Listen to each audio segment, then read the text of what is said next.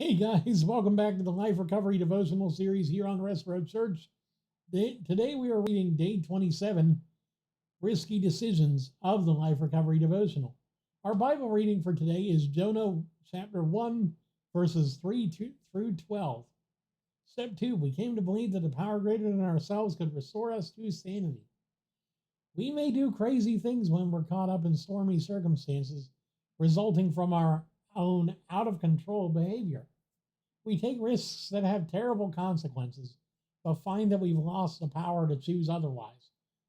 I have been there.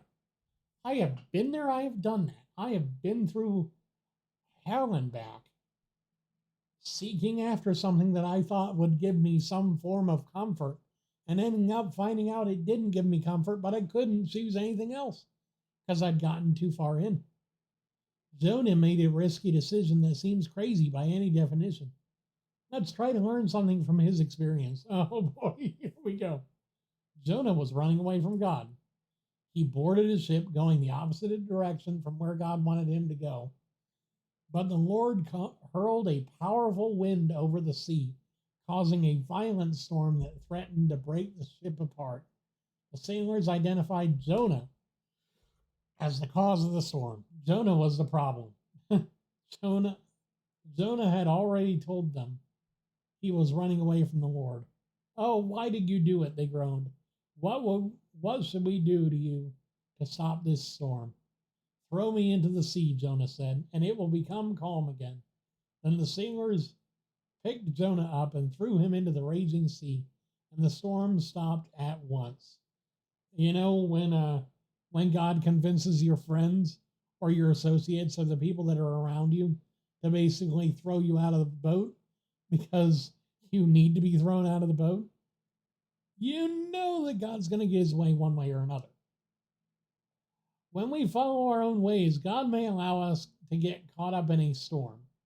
He often does this to help us face the insanity of the risks we take. Jonah was rescued and taken back to where God had intended him to go. God can rescue us out of our own personal storms as well. He can take us back to a place where the available choices aren't life-threatening or dangerous. This is important. This is important. Even when we go our own way, God is there with us, ready to restore us. You know, he takes us back to a place where the available choices aren't life-threatening or dangerous. He gives us a way to get back to a safe place to make a better decision. Sometimes that's a jail cell. Sometimes that's an inpatient rehab. Sometimes that's in the back of an ambulance after an overdose, and you're wondering what the heck you're doing, and then you end up in a hospital bed for the next 3 months because you're so weak you can't move and you can't be out of treatment because you're so sick. You know, God gives us that final opportunity, that light bulb moment where he's like, I told you so. You should have had a V8, dummy. Why did you go this way? But hey, here I am giving you a way out so that you can choose a better life for yourself and so you can serve my purpose. You know, God did that with me. He did that with me. He gave me a literal wake-up call. I took probably 20 different 100 milligram trazodone pills, which, by the way, are really heavy sleeping pills that by all means should have shut everything down. And yet I woke up the next morning groggy, definitely unhappy, but alive because God gave me the wake-up call I needed to say, get up out of that grave, you know, and then go from getting up out of that grave to talking with my pastor, getting the help I needed, ending up on the track to the place I needed to go.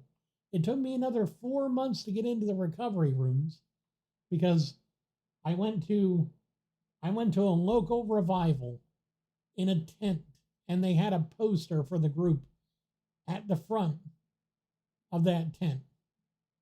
For 7 days, they were out there in that tent, worshiping God, and just praising the Creator for all he's done. They had that little sign up front, life recovery. Monday nights, 6 p.m., this church at this location. And they I asked one of the people there, who ends up being my sponsor, Jeff. I'm like, hey, what's this all about? And he's like, why don't you come check it out? And I'm like, I might have to. And he's like, okay. And he's non-committal about it. He just okay. But then over the next 6 days, I see the same sign again every time.